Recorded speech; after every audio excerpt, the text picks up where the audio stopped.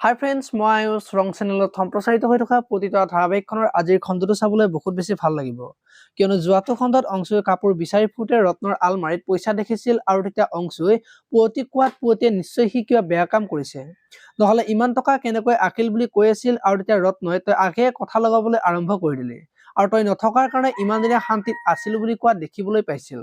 আজিৰ খণ্ডটোত ৰত্নই চিন্তা কৰি বহি থাকিব আৰু তেতিয়া পৰিয়ে ৰত্নক তোৰ কি হৈছে চিন্তা কৰি আছা যে বুলি ৰত্নক কব, আৰু তেতিয়া ৰত্নই পুৱতি আহিছিলে কাজিয়া লগাবলৈ আৰম্ভ কৰিয়ে দিলে বুলি পৰীক কব।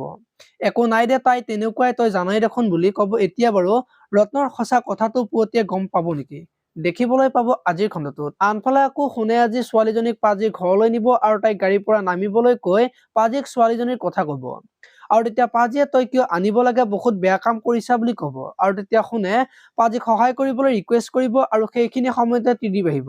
এতিয়া বাৰু ছোৱালীজনীৰ কথা গম পাব নেকি, দেখিবলৈ পাব আজিৰ খণ্ডটোত। আপোনালোকে সূৰুযমুখী ধাৰাবাহিকখন চাই কেনেকুৱা পায় কমেন্ট কৰি জনাব, আৰু যদি আপোনালোকে এতিয়ালৈকে চেনেলটো ছাবস্ক্ৰাইব কৰা নাই তেতিয়াহ'লে চেনেলটো ছাবস্ক্ৰাইব কৰি ভিডিঅ'টোত এটা লাইক কৰি দিব। ধন্যবাদ।